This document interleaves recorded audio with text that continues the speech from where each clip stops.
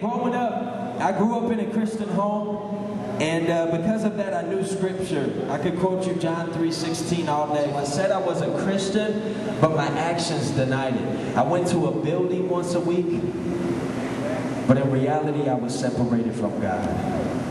And I grew up and just lived for myself. I lived for pleasure. I lived for what felt good: sex, drugs, alcohol. I played basketball. I love the fact that we're in a gym. I was hoping the hoop would be down, but it's all good. I still love you guys. Anyways, I played basketball and got a full ride to play college basketball. Actually got a bunch of awards. So experienced a certain amount of success as a senior in high school. And really up to that point in my life, I thought I had it all.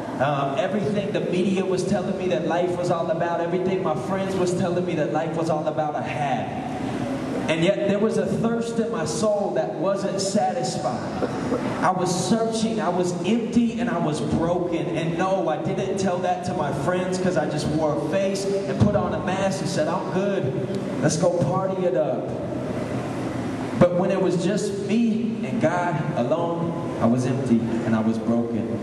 And, I ran into a pastor my senior year, and if I could be honest, it was the last person that I wanted to see. I went to a church camp with my family. It was really a family camp. But this pastor was so filled up with joy and life and peace. And see, for me, in order to find that, I had to go do something like get high or have sex. But then the next day, it was always over, and I actually felt more and more empty inside the next day. But it wasn't like that with this pastor. There was something real and authentic about him, and I wanted it. And so I was way too prideful to talk to him face to face. I got his email address, and at the end of this camp, I sent him an email and just poured out my heart. And I said, listen, I don't know why, but I feel like there's got to be more to life than this. Like, what else is there? So what? I got a full ride to play college ball, yada, yada, yada. What else is there? And, he said everything that you're searching for is available. In other words, God created us with longings, but the problem is we try to fill up those longings with the world and the things of the world, and it can never satisfy you like God. Yeah. Love is a perfect example. Sometimes we have a twisted idea of what God is because of what we see in the media, but I'm here to tell you, especially for the ladies and the men need some love too, you will never know true love until you know the one who calls himself love. Yeah. God is love. That's good. Unconditional. Everything that your heart longs for, he is that. And he's waiting through the face of Jesus Christ, saying, I've made the way for you. You don't have to clean yourself up. Come as you are because I love you. I love you that much. And so, like I said, this pastor, I was so broken, and at the end of the second email, he said, I dare you to get alone and cry out to Jesus.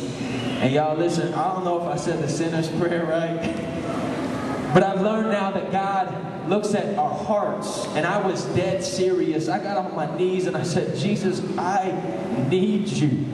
I surrender. I'm done. I quit.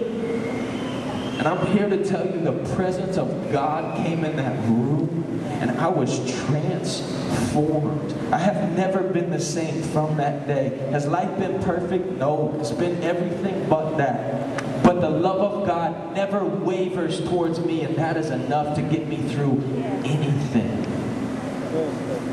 And so if you're here tonight, listen, we didn't come here just That's nice job. Concert. Hopefully you're having fun. That's nice. Hopefully you're having fun. But we came here, if you don't know Jesus, we're here for you. We love you. There's plenty of leaders here. Me, Cole, whoever, wifey over there. Whoever, we would love to pray with you. If you don't know Christ, please come and talk to us. We would love to pray for you. Anything, we're here for you. And man, what else can I say? Jesus is real.